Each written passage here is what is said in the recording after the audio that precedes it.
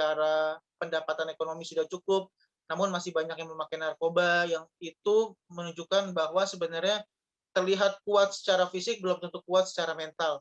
Maka dari itu, pada pagi hari ini kita akan banyak membahas terkait apa sih kesehatan mental itu dan bagaimana sih ciri-cirinya dan bagaimana solusinya ketika kita berhadapan atau mungkin merasakan sendiri apa yang dirasakan dengan mental health. Oke, selama 1 jam ke depan, insya Allah saya akan memandu jalannya acara dan semoga agenda ini berjalan dengan lancar. Oke, langsung saja masuk ke inti acara. Sebelumnya izinkan saya selaku moderator untuk memperkenalkan pemateri pada pagi hari ini. Ya, Assalamualaikum Mbak Arti. Manggilnya apa nih Mbak? Mbak, Kakak, Teteh? Mbak boleh, Kakak boleh, silakan. Oh ya, siap. Izinkan saya untuk membacakan profil dari narasumber pada pagi hari ini. Arti Pramadani, SPSI, MPSI. Beliau lahir di Bandar Lampung 12 Januari 1995 sebagai psikolog klinis dan juga merupakan co-founder dan business development director Edge Jiwa Psikologi. Ya, mungkin nanti juga ada penjelasannya ya terkait apa itu jiwa psikologi. Untuk pendidikan, Mbak Arti ini menamatkan S1-nya pada program psikologi Universitas Gadjah Mada dan melanjutkan pada magister psikologi profesi klinis UGM. Wah, tentunya sudah banyak ya secara teori dan pengalaman yang bisa dibagikan oleh teman-teman di sini. Untuk mempersingkat waktu kepada Mbak Arti, waktu dan tempat dipersilahkan. Bismillahirrahmanirrahim. Assalamualaikum warahmatullahi wabarakatuh. Selamat pagi teman-teman dari Karib. Sebuah kehormatan bagi saya hari ini diajak oleh teman-teman untuk ngobrolin tentang kesehatan mental, terutama atau khususnya tentang bagaimana kita berpikir, bagaimana kita mengelola pikiran, dan bagaimana pikiran itu sebenarnya bisa menjadi sumber dari kebahagiaan kita, tapi juga bisa menjadi sumber dari kalau dibilang penderitaan kayaknya terlalu menyeramkan ya, tapi bisa jadi sumber dari rasa ketidaknyamanan kita. Itu kurang lebih akan kaitan atau pembahasan hari ini itu seputar itu. Tadi sudah sempat diperkenalkan juga sedikit oleh Mas Milzam. Nama saya Arti Pramadani, biasa dipanggil Arti, atau teman-teman sekeliling juga biasa manggil Ama, boleh panggil yang mana aja, silakan.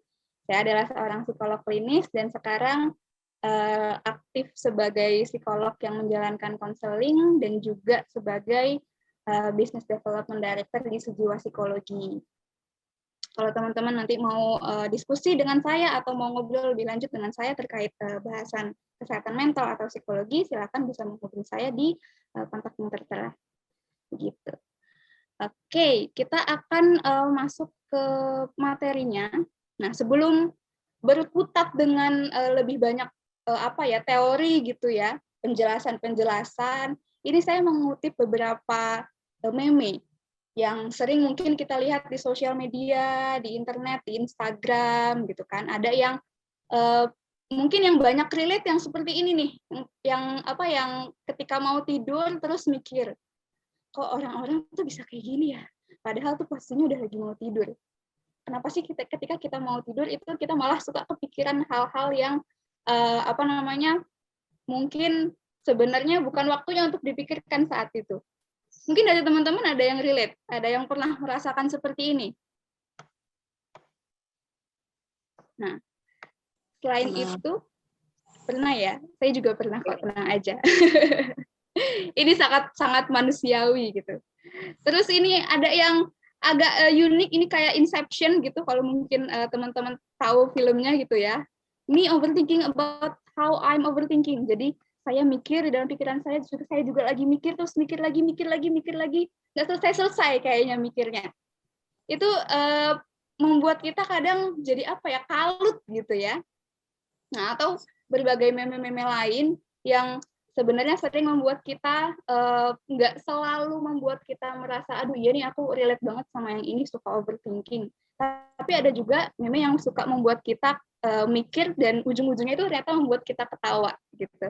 Itu juga ternyata bisa jadi sumber guyonan, lelucon yang juga menyenangkan untuk kita lihat ya. Nah, kalau dari meme-meme seperti ini kita bisa melihat nih bagaimana sebenarnya dalam kehidupan kita proses berpikir itu menjadi bagian yang mungkin suka kita nggak sadar, tapi itu jadi bagian yang berperan penting dalam kehidupan kita, bahkan di hal-hal yang bisa dibilang remeh-temeh seperti ini, hal yang mungkin guyon aja gitu. Nah, kalau misalkan tadi kita bahas tentang yang lebih ringan gitu ya. Terus kalau misalkan dari teman-teman sendiri nih, kira-kira mungkin pertama kali melihat judulnya gitu tentang good mindset, good life gitu ya. Apa sih yang kira-kira membuat teman-teman itu kayak kayaknya seru nih ikut webinar ini gitu. Apakah ada teman-teman yang merasa aku perlu mengatur pola pikirku atau aku masih sering overthinking nih, terus gimana cara mengatasinya gitu ya. Nah, itu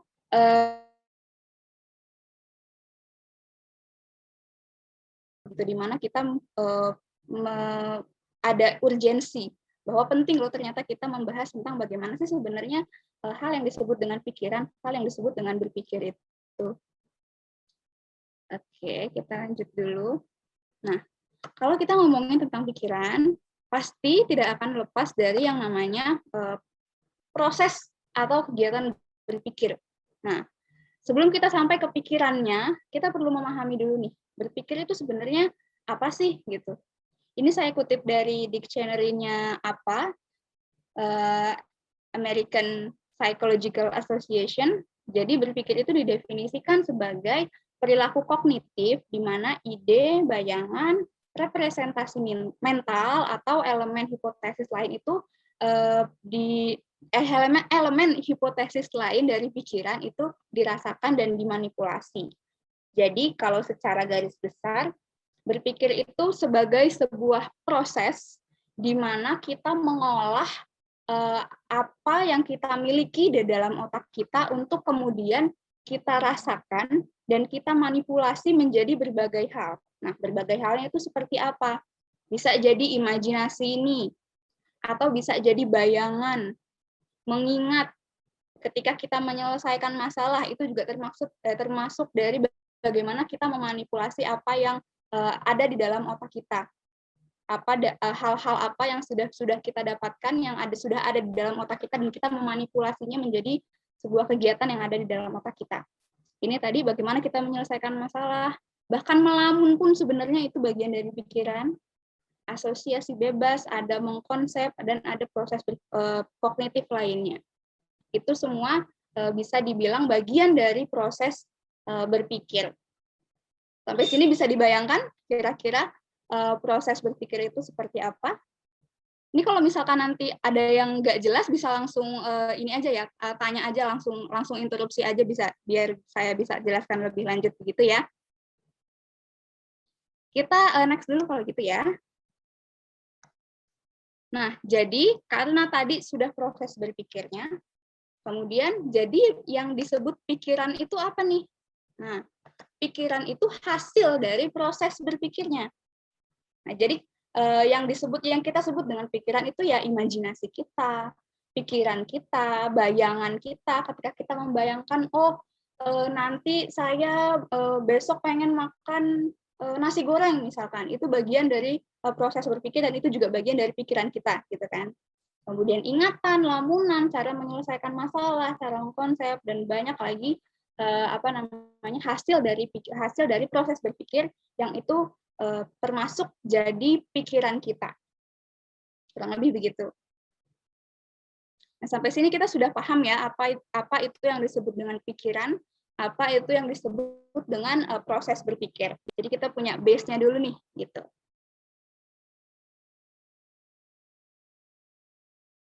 Tapi sebentar ini nggak mau next.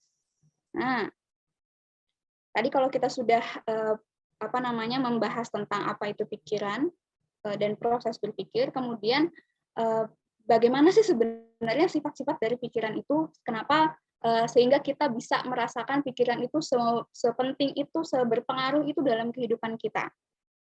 Nah, Yang pertama, asumsi dasar, bukan asumsi sih, mungkin postulat gitu ya.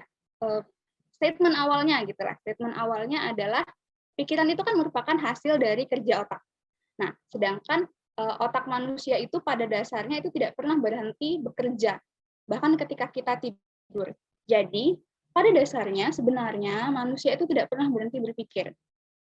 Terus, Kak, tapi kok kalau misalkan manusia nggak pernah berhenti berpikir, kok ada ya kayaknya masa-masa di mana saya tuh nggak tahu sebenarnya saya lagi mikirin apa, atau ketika saya melamun itu kayak saya nggak ingat sebenarnya tadi itu ngelamunin apa, kayak zoning out gitu. Nah, itu bukan berarti kita sedang tidak berpikir, tapi memang ada kalanya ada kondisi-kondisi di mana ketika manusia ini kita bisa berpikir tanpa kita sadari. Jadi kita nggak memperhatikan proses berpikir kita nggak sadar bahwa oh ternyata sebenarnya itu aku lagi mikir loh, tapi kita nggak memperhatikan apa yang kita pikirkan gitu. Atau ketika kita berpikir itu cara berpikir kita kurang efektif. Nah, itu yang suka menjadi bisa dibilang menimbulkan permasalahan atau menimbulkan ketidaknyamanan dalam diri kita. Kadang kita jadi bingung, kadang kita jadi panik, seperti itu. Bukan berarti kita tidak berpikir atau ketika kita merasakan situasi tertentu kita tidak bisa berpikir, bukan berarti seperti itu. Kita tetap berpikir, tapi mungkin cara berpikir kita kurang efektif atau kita tidak sadar apa sih yang sebenarnya sedang kita pikirkan gitu. Lanjut dulu. Nah, ini agak textbook. Ini ada beberapa hal yang bisa dibilang menjadi hal-hal yang mempengaruhi bagaimana kita itu berpikir, hal-hal yang mempengaruhi pikiran kita. Ada tiga hal ya, atau 3 faktor gitu. Yang pertama adalah faktor biologis. Nah, kalau faktor biologis ini hal-hal apa yang ada di dalam tubuh kita gitu, secara fisik gitu ya. Jadi bagaimana sistem syaraf kita bekerja, terus bagaimana jumlah kandungan gizi yang ada di dalam tubuh kita, itu bagian dari faktor biologisnya. Itu yang mempengaruhi kita berpikir, proses berpikir kita dan hasilnya itu atau pikiran kita. Kemudian selain faktor biologis juga ada faktor psikologis. Nah, kalau faktor psikologis ini lebih ke bagaimana kita memproses apa yang sudah kita dapatkan dari lingkungan. Nanti sebelum kita sampai ke faktor lingkungan ya, apa yang sudah kita dapatkan dari lingkungan, bagaimana kita memprosesnya itu, memproses stimulusnya kalau bahasa psikologisnya. Jadi bagaimana kita memproses apa yang kita dapat dari lingkungan menjadi hal-hal yang produknya berupa pikiran itu tadi. Jadi lebih ke prosesnya, begitu. Nah, selain faktor psikologis, ada juga faktor lingkungan. Nah, kalau faktor lingkungan ini lebih ke bagaimana lingkungan di sekitar kita itu memberikan stimulus atau hal-hal yang kita lihat, yang kita rasakan, sehingga itu yang menjadi bahan kita untuk berpikir. Misalkan, kalau kita tinggal di sebuah lingkungan yang mungkin agak kotor, terus kita jadi lebih sulit berkonsentrasi, misalkan karena merasa tidak nyaman. Atau ketika kita sering nonton film horor, terus kita jadi malamnya kebayang-bayang nih sebelum tidur, waduh tadi ngelihat film ada monsternya, tadi ngelihat film horor Indonesia ada kuntilanaknya, misalkan seperti itu. Nah, itu dari faktor lingkungan yang mempengaruhi bagaimana kita berpikir, bagaimana proses berpikir itu mulai terjadi di dalam otak kita, seperti itu. Sampai sini ada yang mau ditanyakan? Sudah cukup jelaskah saya menjelaskan? Jelas, Kak. Jelas ya? Oke, saya next dulu kalau gitu ya.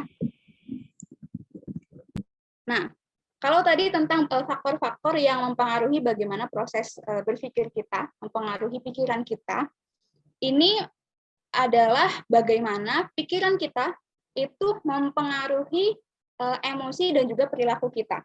Jadi pikiran kita itu sebenarnya tidak berdiri sendiri gitu. Makanya ini jadi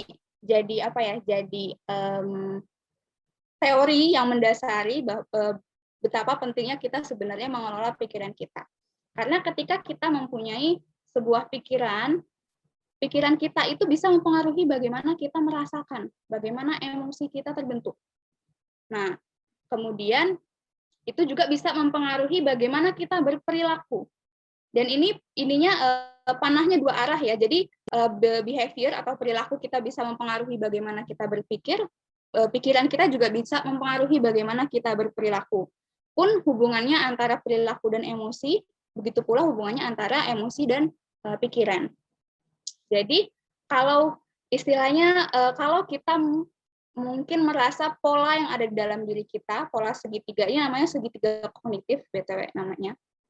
Kalau misalkan kita merasa segitiga kognitif kita ini kurang memberikan dampak yang positif nih bagi kita. Nah, kita bisa mencoba untuk merubah salah satunya, baik itu pikiran, emosi, atau perilaku itu menjadi hal atau ke arah yang lebih positif gitu. Misalkan ketika kita merasa aduh nggak nyaman nih atau aku merasa cemas nih gitu.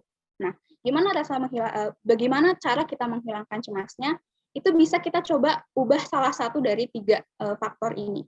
Misalkan aku cemas itu biasanya ketika aku cemas itu pikirannya itu biasanya memikirkan hal yang buruk-buruk gitu. Padahal yang buruk itu belum tentu terjadi misalkan gitu. Nah, cara menanggulangi cemasnya jadi kita bisa coba untuk mengubah pikiran kita daripada kita mikirin hal yang seram-seram terus istilahnya gitu, yang itu juga sebenarnya nggak ada dasarnya, belum tentu terjadi. Lebih baik kita coba untuk pikirkan hal-hal yang lebih positif atau hal yang lebih menyenangkan gitu. Nanti kalau misalkan yang di sini pikirannya sudah lebih positif, sudah lebih menyenangkan, biasanya nanti emosinya akan ikutan berubah jadi lebih positif. Perilakunya juga biasanya juga akan ikut berubah menjadi lebih positif. Misalkan tadi ketika kita cemas, pikirannya masih negatif, emosinya gimana? Emosinya jadi sedih, takut gitu, jadi nggak nyaman, pokoknya diem terus misalkan. Nah, ketika pikirannya dirubah, emosinya jadi lebih senang, lebih gembira, lebih semangat. Kemudian perilakunya juga berubah. Dari awalnya mungkin kalau waktu masih cemas lebih banyak diem aja gitu, nggak pengen ngapa-ngapain, keringat dingin misalkan seperti itu. Setelah pikirannya dirubah jadi lebih positif, perilakunya jadi lebih aktif misalkan. Jadi lebih suka interaksi sama orang lain gitu misalkan. Jadi ini menggambarkan seberapa penting sih sebenarnya bagian dari pikiran itu mempengaruhi emosi dan perilaku kita, pun bagaimana emosi dan juga perilaku itu bisa juga mempengaruhi pikiran kita. Kurang lebih begitu. Kemudian selanjutnya, nah, udah pernah dengar istilah ini, monkey mind? Oke. Belum. Nah, belum ya? Oke. Belum. Tadi, kalau tadi kan kita sudah membicarakan faktor-faktor yang mempengaruhi proses berpikir kita atau pikiran kita, kemudian bagaimana pikiran kita itu ternyata bisa mempengaruhi emosi dan juga perilaku kita. Kemudian ada ininya lagi nih, sifat dasarnya pikiran itu sebenarnya ada yang disebut dengan yang namanya monkey mind.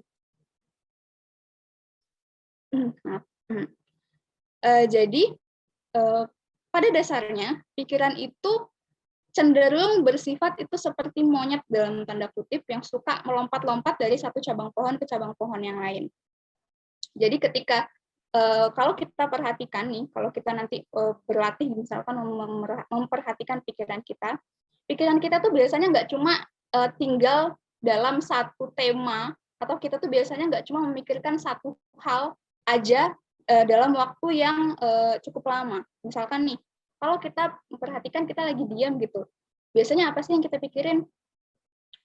Tiba-tiba kepikiran, wah, aku tadi belum nyelesain tugas. Terus nanti setelah mikirin tugas, nanti tahu-tahu pindah, tadi kan ada film bagus ya. Terus nanti setelah mikirin film bagus, terus nanti pikir lagi, aku tadi kayaknya belum nyelesain ini tugas matematika misalkan kayak gitu. Balik lagi ke tugas lagi, nanti pindah lagi ke pikiran yang lain. Biasanya sebenarnya pikiran kita tuh begitu. Kalau misalkan kita tidak berlatih untuk mengelola, mengatur si si monyet dalam tanda kutip ini supaya kita bisa berpikir dengan lebih efektif dan efisien gitu. Sebelum berlatih untuk mengamati pikiran, bahkan bisa jadi kita tidak sadar kalau kita memikirkan satu hal sebagai salah satu cabang pohon. Nah, itu tadi. Kadang kalau kita nggak merhatiin, bahkan kita sebenarnya nggak sadar kalau kita itu mikirin banyak hal dalam satu waktu. Ini kemudian, nah, apa sih yang terjadi kalau misalkan kita tidak belajar untuk menghentikan si monyet ini? Kalau kita tidak belajar menghentikan atau membuat si monyet ini, ayo kamu ada di sini lebih lama dong gitu. Jadi membuat dia tetap tenang dan diam, walaupun mungkin nggak bisa selama apa gitu ya, tapi setidaknya dalam kurun waktu tertentu di mana kita butuh itu kita mencoba membuat si monyet ini untuk diam. Apa yang akan terjadi? Biasanya kita akan lebih sulit untuk fokus, kemudian bisa mempengaruhi mood. Kalau misalkan kita nggak fokus, biasanya mood kita juga jadi berantakan tuh, jadi panik. Aduh ini gimana nih? Aduh ini gimana nih? Gitu. Kemudian setelah itu yang muncul jadi apa? Cemas. Cemas karena apa? Karena kita merasa tidak bisa menyelesaikan pekerjaan-pekerjaan kita. Jadi kayak nggak ada yang beres gitu rasanya. Karena semuanya tiba-tiba kepikiran dalam satu waktu. Itu tadi, si monyetnya ini pindah terus dari pikiran satu ke pikiran yang lain, pindah lagi gitu. Kemudian kalau udah cemas biasanya timbul rasa sedih. Terus kalau mulai waktu-waktunya mau tidur tuh biasanya mulai kepikiran, terus jadi sulit untuk tidur. Terus kalau udah kayak gitu biasanya kalau udah lebih parah ya, udah lebih lama misalkan waktunya sudah seperti itu, biasanya mulai mempengaruhi juga tubuh kita. Misalkan ada yang punya asam lambungnya bisa jadi naik. Atau yang punya kulit sensitif, misalkan kalau lagi stres, misalkan jerawatnya mulai nongol nih gitu. Nah, ini hal-hal yang bisa terjadi, kemungkinan yang bisa terjadi kalau kita tidak belajar mengelola pikiran kita supaya fokus pada hal atau pikiran yang lebih baik atau lebih sesuai dengan kondisi kita. Nah, selain pikiran si monkey mind yang suka pindah-pindah tadi itu, ada kalanya juga si pikiran atau si monyet ini ya dalam tanda kutip itu terlalu terpaku pada satu pikiran tertentu yang membuat dia akhirnya terlalu mengabaikan pikiran yang lain yang sebenarnya lebih adaptif atau lebih positif atau lebih baiklah gitu untuk kondisi kita. Itu bisa kita ibaratkan seperti ini. Nah, ketika kita atau ini sebenarnya saya agak salah ya, ini terlihat seperti tangan monyet enggak? Tapi gitulah ya intinya. Jadi bayangkan aja ketika ada seekor monyet yang dia itu berusaha mengambil satu pisang ini tapi di dalam sebuah botol yang ujungnya kecil seperti ini. Kalau misalkan dia tidak melepaskan pisangnya itu, sebenarnya kan dia bisa pergi, dia bisa pindah lagi ke tempat lain, mungkin cari pindah ke ke batang pohon atau pikiran yang lebih positif, yang bisa membuat dia sebenarnya lebih nyaman. Tapi ternyata dia terlalu terpaku sama pisangnya ini, dia nggak mau ngelepas pisangnya. Jadi ujung-ujungnya dia jadi terjebak di satu posisi itu, di satu tempat itu, di mana sebenarnya dia merasa tidak nyaman gitu. Nah, ini juga merupakan salah satu kondisi gitu ya dari pikiran kita yang sebenarnya sering terjadi pada diri kita kalau misalkan kita tidak sadari gitu. Kalau bahasa kerennya itu kayak learn to let go gitu. Nah, learn to let go ini bukan merupakan hal yang mudah juga sebenarnya, tapi sebenarnya bisa. Walaupun tidak mudah bukan berarti tidak bisa. Gitu. Itu nanti balik lagi ke pilihan kita. Anyway, lanjut dulu. Nah, kalau bicara tentang pikiran, itu tadi kan pikiran itu mempengaruhi bagaimana kita merasakan, bagaimana perilaku kita. Kenapa sih kita perlu untuk mengelola pikiran kita? Mengapa sih kita tuh perlu untuk belajar mengendalikan si monyet yang ada di dalam kepala kita untuk bisa berada di suatu cabang pohon atau di satu pikiran yang kondisinya itu lebih sesuai untuk kita. Karena ketika kita berhasil memberikan fokus yang lebih banyak kepada pikiran yang lebih positif, itu sebenarnya akan membuat kita jadi merasa lebih nyaman apapun kondisi kita. Kalau misalkan teman-teman lihat di sini, contohnya ada salah satu anak yang dia juara 1, tapi mukanya sedih begini. Dia malah ngelihat temennya yang dapat juara 3, itu kayak iri gitu ya mungkin ya.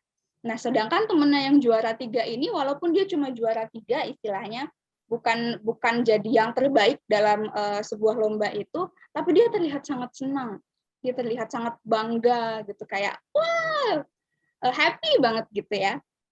Nah, ini sebagai contoh yang nyata ya gitu menurut saya, bagaimana ketika kita berpikir terhadap suatu hal itu bisa mempengaruhi bagaimana kita memaknai, bagaimana kita merasakan emosi gitu terhadap hal tersebut.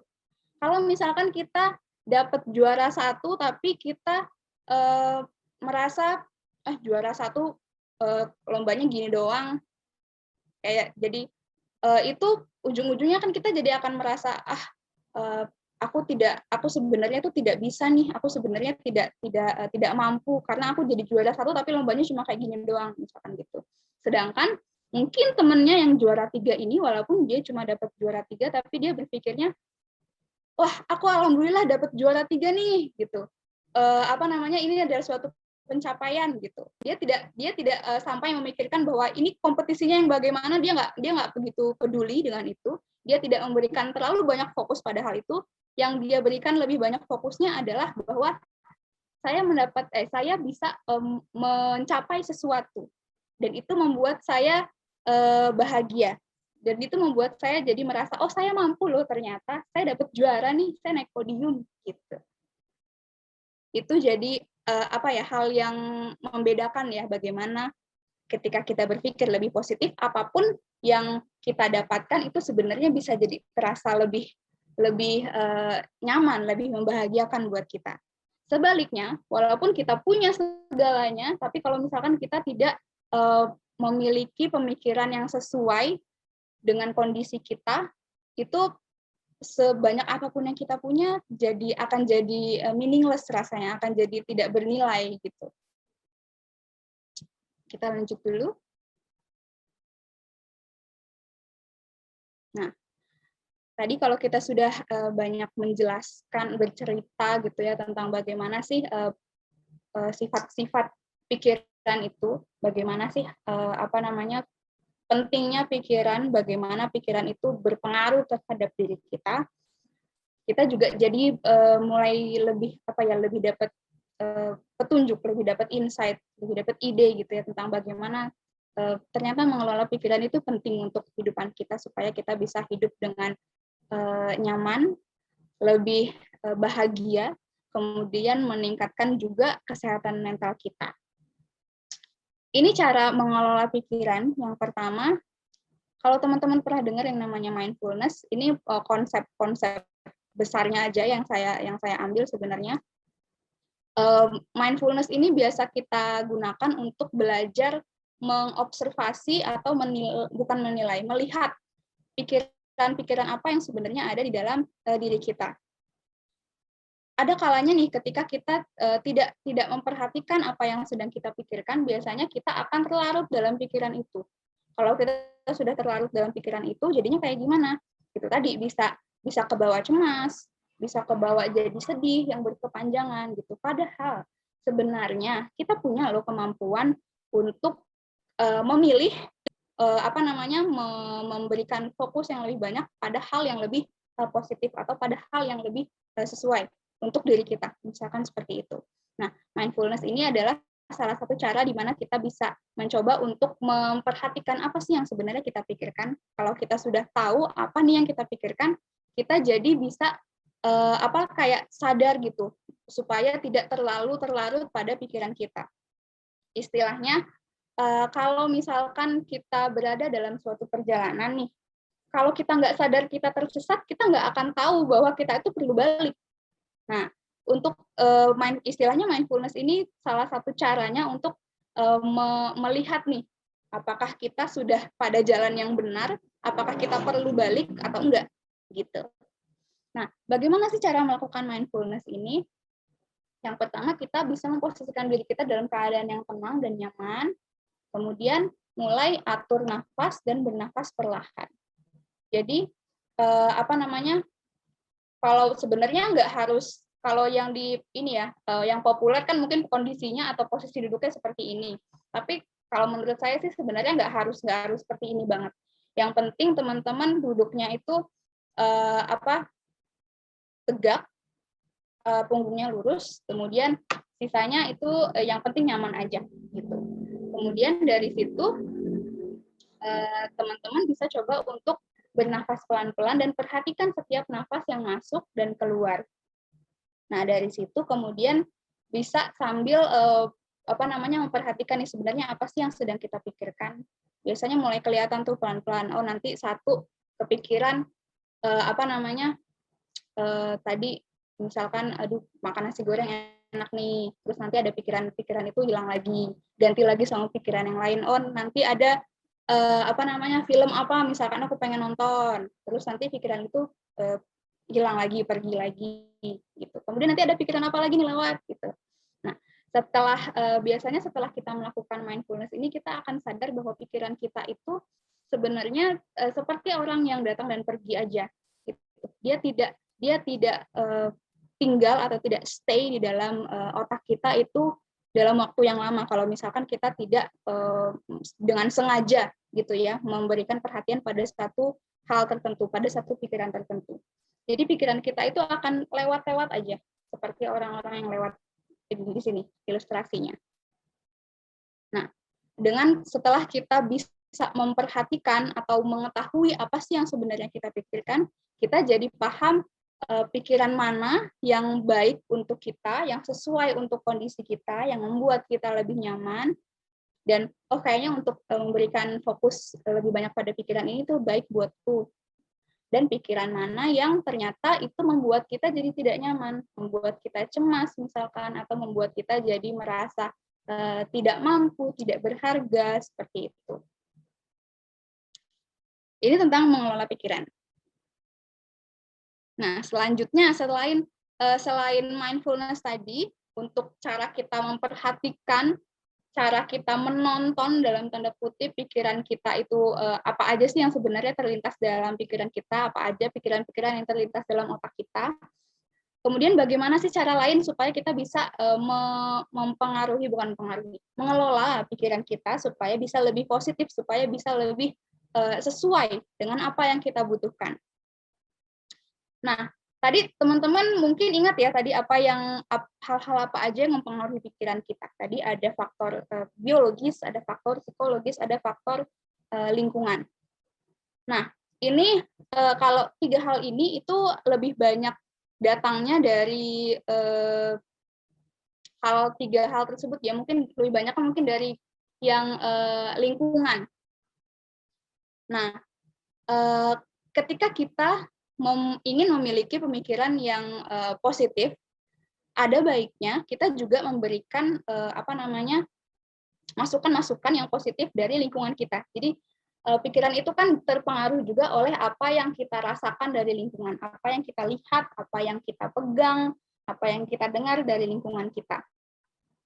Nah, itu mempengaruhi bagaimana pikiran kita gitu kan. Kalau kita melihat hal-hal yang menyeramkan, kita juga akan cenderung berpikir jadi lebih negatif mungkin, jadi lebih menyeramkan juga pikirannya, bahkan mungkin bisa sampai terbawa mimpi gitu. Nah, itu pentingnya kita memasukkan hal-hal yang positif ke dalam pikiran kita dengan melakukan hal-hal yang juga positif. Misalkan dari sini nih ada positive intake. Jadi kita perlu melihat, mendengar, merasakan tuh maksudnya dalam ini ya indera perasa gitu ya, meraba hal-hal yang menyenangkan buat diri kita supaya nanti proses berpikir kita itu punya bahan-bahan yang juga bagus untuk menimbulkan pikiran-pikiran yang positif gitu. Ini tadi dari positive intake. Kemudian sebelum positive intake sebenarnya juga ada ini. Kita juga perlu menerapkan pola hidup sehat.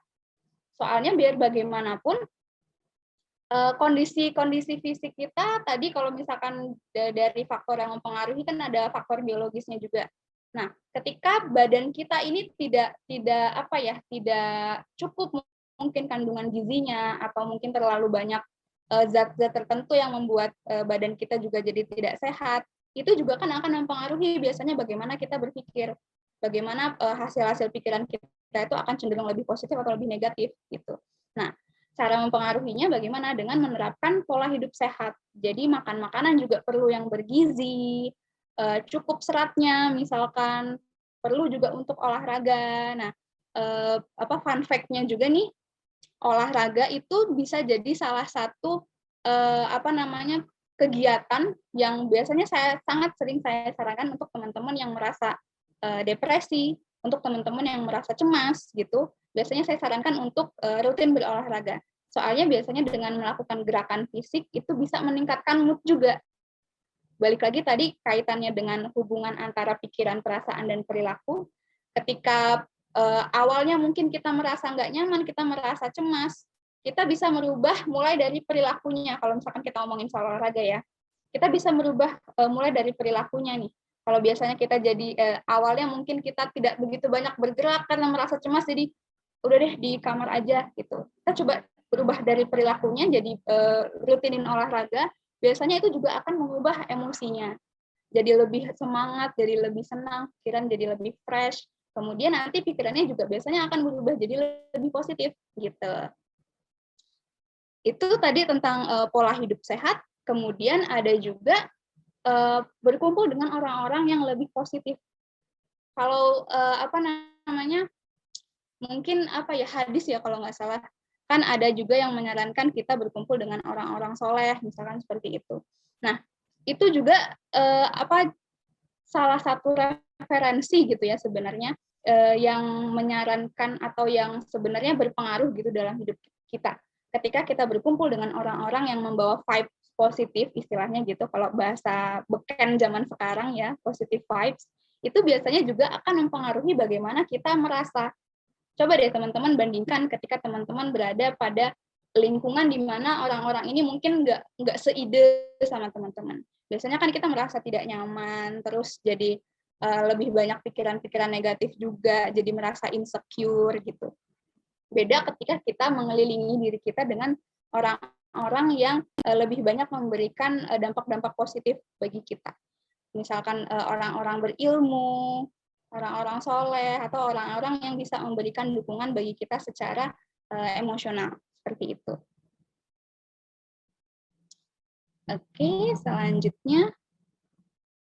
Nah, selain yang tadi, ini juga ada beberapa hal lain yang bisa meningkatkan atau membantu kita supaya berpikir lebih positif atau lebih lebih sesuai lah gitu untuk kondisi kita. Yang pertama dengan boosting gratitude kita atau memperkuat rasa syukur kita. Gimana sih caranya memperkuat rasa syukur? Kalau teman-teman mungkin saya lupa ini kayaknya di Quran kalau nggak salah ada ayat yang menyebutkan bahwa ketika kamu menjadikan lautan sebagai tinta untuk menulis berkah-berkahnya Allah itu bahkan tintanya atau lautannya itu habis, kamu masih akan istilahnya itu tidak akan cukup untuk menuliskan berkah yang sudah Allah berikan untuk kamu gitu kan. Nah, itu sebenarnya jadi isyarat gitu ya sebenarnya buat Allah dari Allah tentang bagaimana sih caranya kita meningkatkan gratitude kita. Nah, itu. Coba deh teman-teman ketika mau meningkatkan rasa bersyukurnya, coba buat gratitude list. Atau setiap hari teman-teman mungkin bisa coba tuliskan 3-5 dulu deh gitu setiap hari. 3-5 hal apa aja sih yang sebenarnya bisa teman-teman syukuri hari ini.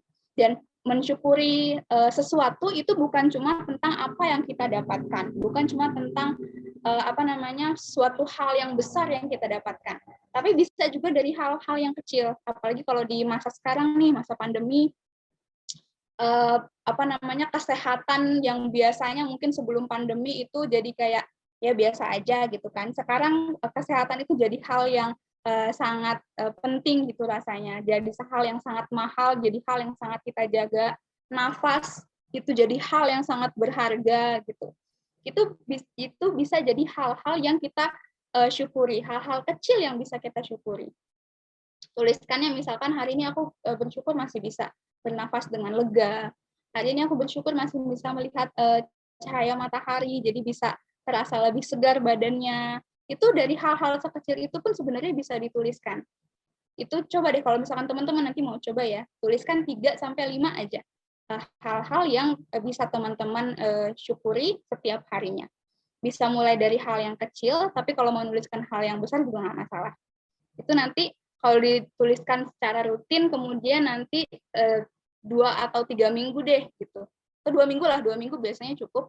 Nanti teman-teman bisa lihat lagi apa yang sudah teman-teman tulis dan refleksikan, rasakan apa sih yang teman-teman pikirkan, apa yang teman-teman dapat ketika teman-teman melihat sudah berapa banyak hal yang bisa teman-teman syukuri yang sudah dituliskan. Biasanya itu nanti akan meningkatkan rasa syukur kita. Kita akan jadi sadar betapa, wah iya ya, ternyata hidupku ini itu sebenarnya nggak cuma tentang hal-hal yang menyeramkan aja. Sebenarnya selama ini tuh aku udah dikelilingi banyak banget loh sama hal-hal yang positif, hal-hal yang bisa membuatku tetap bergerak, hal-hal yang merupakan berkah gitu dari Allah istilahnya gitu. Itu salah satu cara untuk meningkatkan rasa syukur kita. Kemudian selain itu, ini bisa take notes. Ini sebenarnya mirip sih caranya sama yang tadi saya sampaikan tentang menguatkan rasa syukur. Teman-teman bisa coba menuliskan hal-hal positif, inspirasi atau insight yang teman-teman dapatkan dari berbagai kegiatan itu di dalam sebuah kertas, kemudian ditempel di tempat yang bisa gampang teman-teman lihatnya. Kayak pakai sticky note gitu ya biasanya, tulis di sticky note gitu terus ditempel di dinding misalkan yang dindingnya itu posisinya yang gampang teman-teman lihat. Nah itu juga biasanya membantu untuk melatih kita berpikir lebih positif gitu. Soalnya ketika kita melihat notes itu yang isinya adalah insight kita, itu adalah isinya adalah kalimat-kalimat yang lebih sesuai untuk diri kita, itu secara kita tidak sadar gitu ya biasanya akan melatih otak kita untuk terus berpikir lebih positif sesuai apa yang kita baca itu, sesuai apa yang kita lihat di notes-nya itu gitu. Kemudian ini juga yang tidak kalah penting, ini sebenarnya poin ini juga saya dapatkan dari ini bentuknya berupa insight gitu yang saya dapatkan dari salah satu akun di sosial media sebenarnya, yang buat saya ini ngena banget, dan saya juga terhadap insight ini itu saya tuliskan juga di note dan saya tempel di di tempat yang bisa gampang saya lihat. Di salah satu posting itu ada tulisan yang isinya, kalau dalam bahasa Inggrisnya itu focus on your target, not your distraction gitu. Nah, ini sering mengingatkan saya bahwa ketika kita hidup nih, biasanya kan memang ada banyak hal sekali yang berpengaruh, berkeliaran istilahnya di sekitar kita. Tapi kita itu ketika dengan banyak hal itu kan suka jadi distraksi gitu ya, suka jadi distraksi itu apa tuh? Gangguan gitu ya terhadap diri kita. Kadang kita itu terlalu fokus sama distraksinya itu, terlalu fokus sama gangguannya itu sampai kita lupa sebenarnya tujuan kita tuh apa sih gitu. Nah, kita bisa coba nih, kalau misalkan mulai merasa aduh banyak banget distraction-nya nih, aku jadi nggak fokus. Coba dulu untuk sadari bahwa oke, ini sedang banyak distraksi, tapi tujuanku apa? Kita fokus sama tujuan kita dulu gitu. Jadi sadari bahwa gangguan-gangguan itu adalah bukan hal yang mau kita tuju, kemudian kita fokuskan, kita sadari betul tujuan kita apa, dan kita fokuskan ke situ. Itu biasanya membantu kita juga untuk bisa lebih terarah geraknya, lebih fokus juga pikirannya, sehingga kita tidak merasakan hal-hal yang membuat kita jadi merasa tidak nyaman, membuat kita jadi merasa cemas. Karena kita lebih fokus sama hal yang jadi tujuan utama kita. Gitu. Kalau misalkan kita fokusnya lebih sama distraksinya, biasanya kita akan jadi merasa gampang cemas itu tadi, atau jadi gampang sedih, atau gampang membandingkan diri dengan orang lain, gitu. Padahal mungkin kita tidak sadar bahwa sebenarnya itu distraksi aja gitu. Tujuan kita utamanya bukan untuk itu. Nah, kemudian sebentar. Nah, kalau misalkan nih tadi sudah banyak hal yang sudah kita coba, hal-hal tadi misalkan teman-teman udah coba tapi ternyata masih kerasa ini nih, masih kerasa nggak nyaman nih Mbak, masih kurang bisa ternyata saya mengendalikan pikiran-pikiran saya, misalkan seperti itu. Jangan keburu panik, soalnya memang biasanya kalau kita tidak istilahnya tidak terbiasa gitu ya, tidak terbiasa melatih bagaimana kita mengendalikan si monyet dalam pikiran kita ini, itu memang tidak bisa langsung jadi gitu, tidak bisa langsung sehari 2 hari nyoba terus bisa langsung fokus, bisa menghilangkan segala rasa cemas gitu. Itu sangat wajar kalau misalkan kita masih baru coba terus masih nggak bisa nih Mbak, itu masih sangat wajar.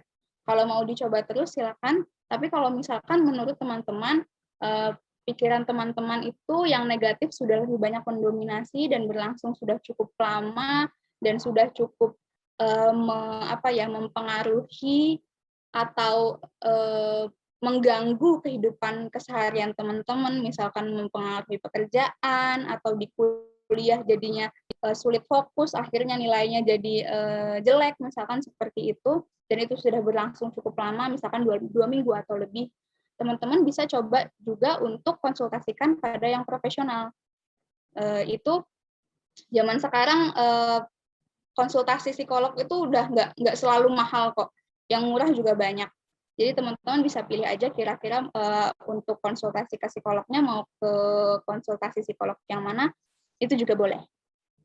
Yang penting teman-teman sadari kondisi teman-teman, meminta bantuan itu bukan hal yang memalukan. Meminta bantuan itu adalah salah satu ciri bahwa kita mengetahui kondisi diri kita. Meminta bantuan itu bisa jadi salah satu ciri bahwa kita itu sebenarnya paham terhadap kondisi diri kita. Nah, kalau misalkan kita sudah paham, kita jadi akan tahu apa yang perlu kita lakukan, apa yang bisa kita lakukan, dan tujuan kita kemana. Bisa jadi nih, kalau misalkan teman-teman ternyata sudah coba, udah merasa nggak bisa, tapi masih merasa malu, itu bukan berarti salah juga. Teman-teman bisa coba ambil waktu sebentar untuk berpikir, kemudian baru nanti pilihan tetap ada di teman-teman, mau konsultasi dengan profesional atau tidak, tapi setiap pilihan ketahuilah bahwa semua ada konsekuensinya. Gitu. Jadi kalau misalkan teman-teman memilih untuk tidak konsultasi, misalkan konsekuensinya mungkin kondisi yang tidak nyaman yang teman-teman rasakan itu akan jadi lebih panjang. Nah, kira-kira teman-teman bisa mentoleransi hal tersebut atau enggak? Atau teman-teman juga punya pilihan untuk bisa cari bantuan profesional, konsultasi dengan profesional untuk mencari tahu jalan keluar dari permasalahan ini seperti apa. Gitu. Jadi balik lagi, manusia itu kita diberkahi Allah sebenarnya pilihan kok. Kalau tadi kebetulan kan tadi saya bilang ya sebelum acara ini itu saya juga sempat ikut kelas. Saya belajar lagi dari salah satu guru saya yang sangat inspiratif buat saya. Saya tidak pernah bosan gitu mendengar kuliahnya beliau, Bapak Dr. Bagus Kiono. Beliau itu salah satu orang yang mengajarkan saya bahwa fitrah manusia itu kan sebenarnya kita diberikan potensi taat dan jujur gitu kan. Kita tuh bisa jadi baik, kita tuh juga bisa jadi buruk gitu. Kita punya potensi untuk keduanya.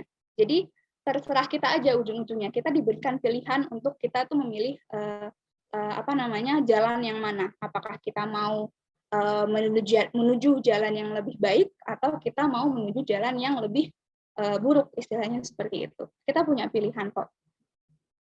Tapi balik lagi, setiap pilihan itu ada konsekuensinya. Jadi pertimbangkan konsekuensinya, dan kalau sudah memilih, kita harus bertanggung jawab juga terhadap konsekuensi dari pilihan kita. Kurang lebih begitu. Nah, tadi tuh kita membicarakan bagaimana caranya kita berpikir positif atau berpikir tentang bagaimana berpikir yang lebih sesuai gitu untuk kondisi kita. Terus kalau misalkan teman-teman mungkin sempat ini ya, lihat di media sosial waktu itu sempat agak viral nih tentang toxic positivity gitu kan. Wah, ini mbaknya ngomongin cara berpikir positif itu, ini toxic positivity nih, padahal kan aku nggak selalu harus diajarin atau nggak harus selalu disuruh untuk berpikir positif terus gitu kan. Itu banyak terjadi waktu itu. Tapi begini teman-teman, kalau terkait dengan toxic positivity, bagaimana ketika kita menyarankan orang atau kerabat kita untuk berpikir positif, itu sebenarnya yang salah bukan pikiran positifnya. Kan ada juga nih ketika kalau digambarnya nih, misalkan toxic positivity itu mungkin lebih erat kaitannya dengan bagaimana ketika kita merasa down, curhat, terus teman-teman kita itu cuma bilang, lu ini aja, yang penting pikir positif aja, syukurin aja gitu kan. Teman-teman yang lain tuh sebenarnya nggak punya privilege yang kayak lu kayak gitu. Nah, itu sebenarnya yang salah bukan kalimat-kalimat positifnya. Tidak ada hal yang salah dari bersyukur, tidak ada hal yang salah dari berpikir positif. Tapi yang salah adalah mungkin kalimat-kalimat itu datang di waktu yang kurang tepat gitu.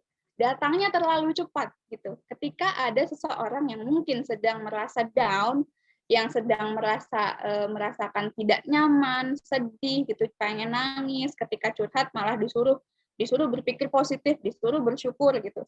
Jadinya mental gitu. Karena saat itu yang mereka butuhkan tuh bukan atau belum kalimat-kalimat saran-saran yang tentang hal-hal positif itu, belum ya, bukan. Walaupun ujung-ujungnya nanti solusinya akan ke situ, tapi saat itu bukan atau belum waktunya untuk masukan-masukan terkait apa yang harus dilakukan itu. Karena ketika seseorang itu sedang dalam kondisi mentalnya mungkin down, dia lagi sedih, dia lagi merasa tidak mampu gitu. Yang waktu itu dibutuhkan adalah bagaimana perasaan dia itu divalidasi. Yang waktu itu dibutuhkan adalah sebenarnya dia cukup didengar aja gitu. Ketika dia merasa sedih, dia curhat sama kita misalkan gitu ya. Kita tuh sebenarnya yang harus kita lakukan tuh cuma dengerin aja gitu. Mengakui, mengiyakan istilahnya apa yang dia rasakan. Oh, kamu lagi sedih ya. Oh, gitu. Bahkan kadang ketika kita tidak mengeluarkan kata-kata apapun, cukup kita mendengarkan dengan sesama, cukup kita memberikan fokus pada cerita dia, itu sudah menjadi suatu healing istilahnya buat dia.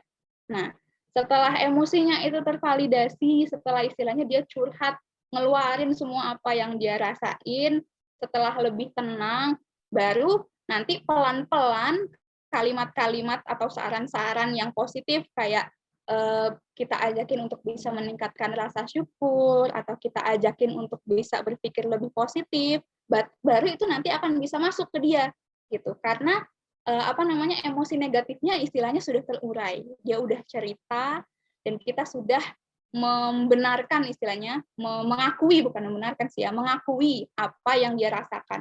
Oh, kamu sedang sedih ya. Oh, kamu sedang merasa tidak berdaya. Kamu sedang merasa bersalah. Oke, kok nggak apa-apa. Itu memang wajar kok, bisa kok dihadapi atau dialami oleh semua manusia. Itu manusiawi sekali kok gitu. Nanti setelah dia merasa bahwa oh iya aku memang sedang sedih gitu karena perasaan dia, yang dia ceritakan kepada kita itu kita validasi. Setelah itu baru nanti dia baru akan pelan-pelan mulai bisa menerima saran-saran untuk bisa lebih positif itu tadi. Gitu.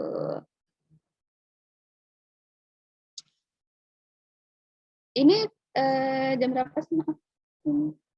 Masih ada 15 menit ya, kurang lebih 10 menit lagi. Nah, ini ada salah satu quotes yang cukup terkenal sebenarnya. Kalau teman-teman tahu filmnya Harry Potter, siapa sih kayaknya yang nggak kenal Harry Potter ya? Ini salah satu quotes yang disampaikan oleh headmasternya, oleh kepala sekolahnya, si Albus Dumbledore. Happiness can be found even in the darkest of time, if one only remembers to turn on the light.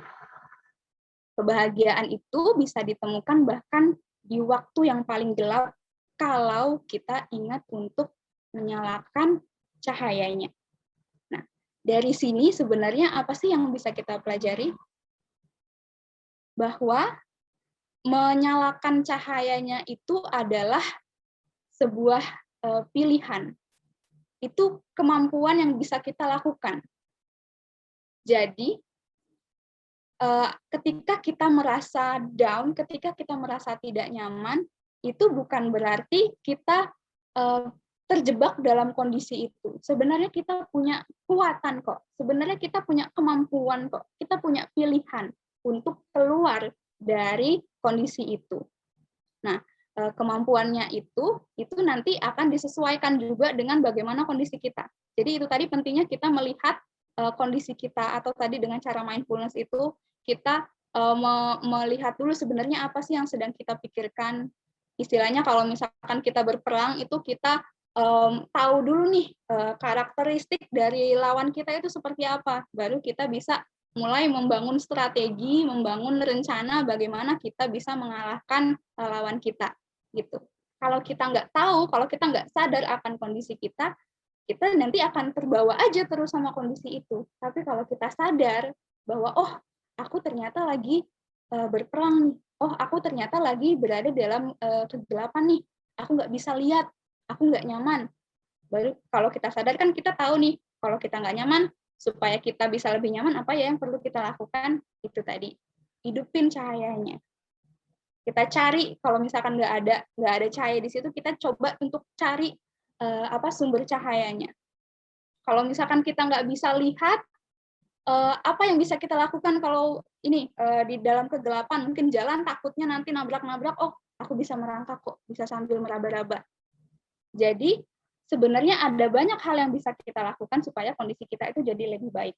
Kalau kita sadar bahwa kita itu sebenarnya bisa untuk merubah kondisi itu. Bahwa kita itu sebenarnya punya pilihan, kita mau diam aja atau mau berubah untuk menjadi kondisi yang lebih baik. Ini sebenarnya akhir dari slide saya, tapi tadi berhubung tadi saya juga baru belajar dan alhamdulillah gitu ya, Masya Allah dari beliau itu saya juga tadi diingatkan terkait materi yang hari ini saya sampaikan kepada teman-teman, itu kan tentang pikiran. Kalau kita balikin lagi ke kayak konsep awalnya gitu ya, bagaimana sih peran pikiran ini dalam hidup kita sebagai manusia gitu ya, dalam diri kita sebagai manusia. Pikiran ini mungkin memiliki peran yang besar terhadap kehidupan kita, tapi sebenarnya kalau misalkan diri kita ini diibaratkan sebagai sebuah kerajaan gitu ya, pikiran ini perannya itu sebagai Perdana Menteri. Nah, presidennya atau rajanya itu siapa? Rajanya itu adalah hati. Nah, ini jadi rajanya itu hati nurani kita, pikiran itu sebagai Perdana Menteri, bagaimana interaksi antara pikiran dan hati ini, jadi pikiran itu banyak memberikan nasihat, banyak memberikan masukan kepada hati, bagaimana hati ini jadi bisa menjadi raja yang bisa mengayomi, mengelola kerajaannya. Nah, rakyat-rakyatnya itu siapa aja di bawah Perdana Menteri si pikiran ini, ada siapa aja? Itu ada ada syahwat, ada amarah, kemudian di bawahnya lagi rakyat-rakyatnya itu ada bagian tubuh kita, tangan, kaki, kepala, dan lain-lain sebagainya. Nah, jadi walaupun pikiran ini penting, tapi kita juga tidak boleh melupakan bahwa ada hati yang sebenarnya jadi pengambil keputusan utama. Ada hati yang sebenarnya mempunyai peran yang lebih menyeluruh, yang lebih holistik, yang lebih penting dalam mempengaruhi kesehatan mental kita. Kesehatan mental itu bukan cuma bagaimana kita merasa nyaman gitu ya, tapi juga bagaimana kita terarahkan menuju tujuan akhir yang benar-benar tujuan kita yang sebenarnya. Gitu. Jadi nanti juga akan seru sekali kalau misalkan nanti kita ada kayak pembahasan tentang hati gitu ya. Mungkin itu yang bisa saya sampaikan untuk hari ini. Spoiler dikit gitu ya terkait tadi apa yang saya pelajari. Soalnya tadi menurut saya itu insightful sekali dari beliau. Itu materi dari saya. Kalau ada salah-salah kata saya mohon maaf. Wabillahi taufiq wal hidayah. Assalamualaikum warahmatullahi wabarakatuh.